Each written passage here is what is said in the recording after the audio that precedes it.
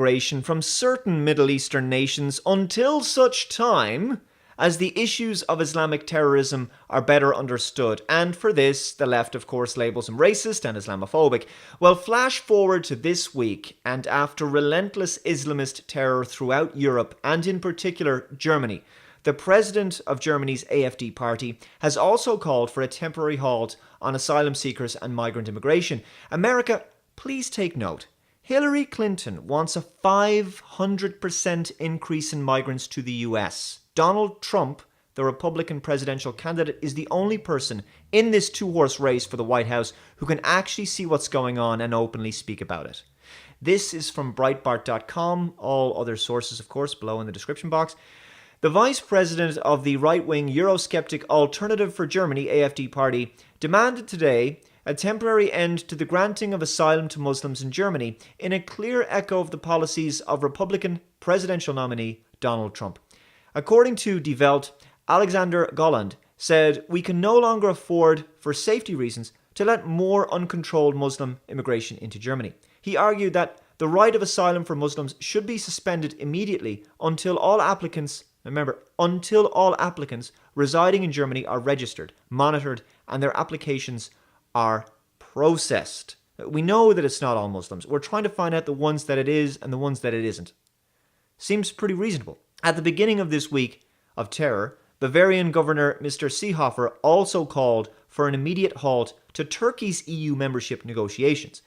He said talks should stop now that Turkey breaks down the rule of law following the failed military coup in Turkey, where the president has had a subsequent authoritarian crackdown. He said Turkey is no longer any kind of democratic state and insisted that unrestricted visa freedom would mean importing Turkish national problems to Germany. The level of terrorist attacks taking place across this continent, in particular France, Germany, and Sweden right now, has become incredibly difficult to keep up with.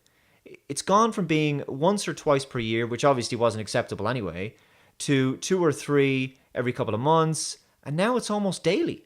Daily in Europe. How could European leaders not have seen this coming? Maybe they did.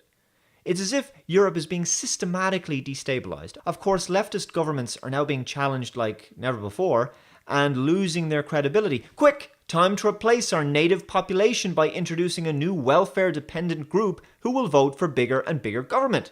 In a video from the rebel media, Lawrence Southern walks around the Calais migrant camp to find only one actual Syrian refugee, just one.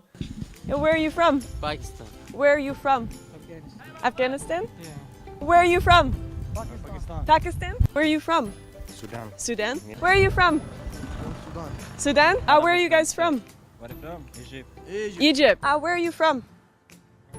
Afghanistan? Sudan? Sudan. And yourself? Syria. Syria? Yeah. You're the first Syrian we've met here. This is so exciting, hanging around with a bunch of Sudan guys, because everyone here is from Sudan and Afghanistan. One Syrian refugee we found. I believe European leaders are only too aware that the vast majority of these men are economic migrants. That's the point. The stories we're hearing now about an elderly priest having his throat slit in a church in Normandy, or a suicide bomber blowing himself up in Ansbach, these are the likes of stories we've been hearing for years from war-torn regions of the Middle East. I hate to break it to you, but these atrocities are now the norm across Europe as well. We've entered into a new unprecedented, dangerous era in European history. European leaders who have supported mass, unfiltered immigration of these military-aged, young, strong men with a set of moral codes and ethics and beliefs that are antithetical to those of Western, secular, free, democratic nations, these politicians now have blood on their hands. Angela Merkel has the audacity to defend Germany's refugee policy following a spate of violent attacks against her citizens because of said policy. Angela Merkel has delivered a staunch defense of her open-door policy towards refugees. Of course she would. She can't admit she was wrong.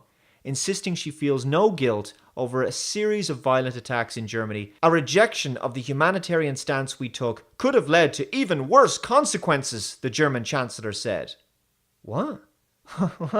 Worse consequences for Germany? What are you talking about? Okay, you let in a large group of people.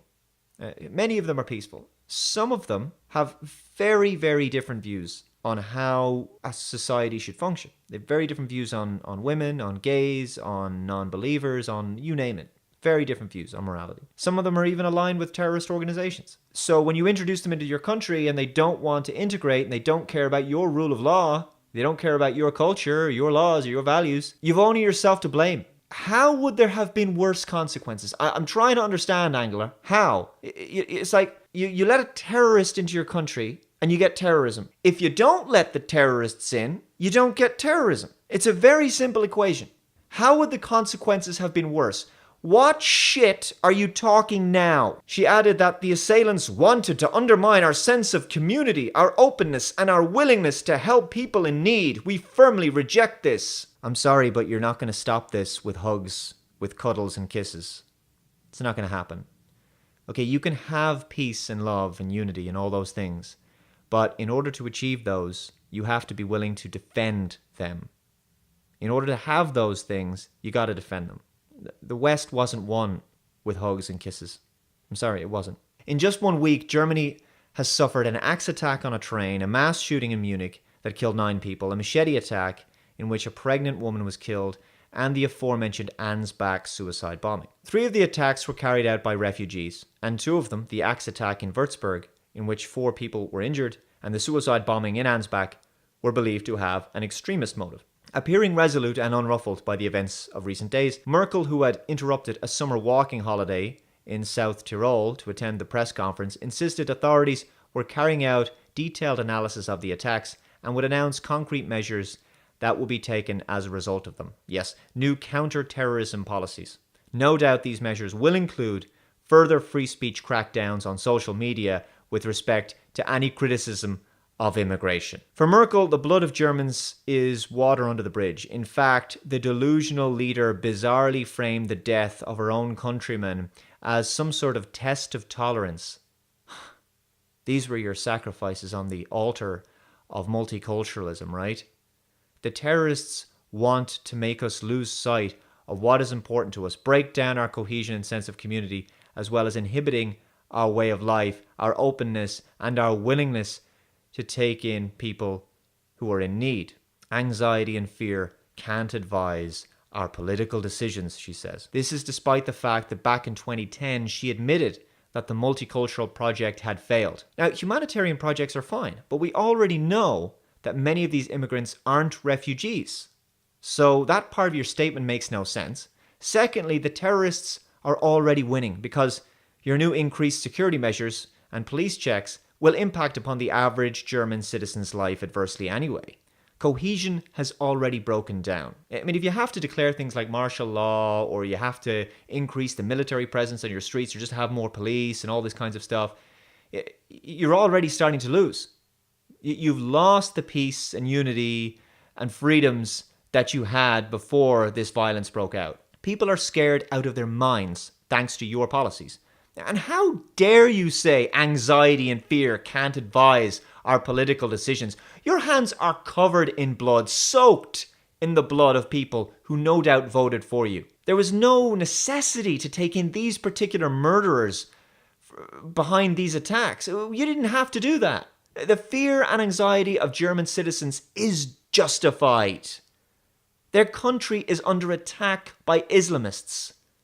And you're saying that we should just tolerate more of this. This is some sort of sadomasochism. Fear is a sensible response to extreme violence that is threatening your very livelihood, and a good indication that something is very seriously wrong. Now, of course, not all Muslims, etc., etc. I know, we never said it was all Muslims. I said these particular perpetrators, and sadly they come from cultures that are totally at odds with freedom, gender equality, homosexuality, self-expression, democracy, and pretty much everything else that makes the West itself, free and great. Those moderate Muslims who want to integrate, awesome. They can be welcomed into our societies. Those people who want to live in their own isolated communities under a completely different set of rules and then force that upon others, that's where we have problems. Angela, you have lost touch with reality and have betrayed the people you were charged with protecting.